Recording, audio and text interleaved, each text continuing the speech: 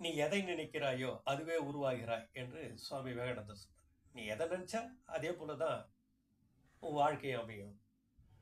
பெரியவங்க சொல்றாங்க எண்ணம் போல வாழ்வு என்று சொல்கிறார்.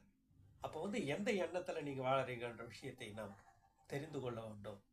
நான் வலிமையானவன், நான் இளமையானவன், நான் பிரயோஜனமானவன். நான் வலிமையானவன்னா இந்த பிரபஞ்சம் வலிமையான சக்தியை கொடுக்கிறது. நான் இளமையானவன்னா அந்த இளமையான சக்தியை இந்த பிரபஞ்சம் கொடுக்கிறது. நான் மற்றவர்களுக்கு பிரயோஜனமாக இருக்கிறேன்னா மற்றவர்களுக்கு நான் நல்லதே செய்கிறேன், நல்லதே பண்ணும்போது அந்த சக்திகள் எல்லாமே இந்த பிரபஞ்சம் கொடுக்கிறது. எண்ணம் போல வாழ்வு.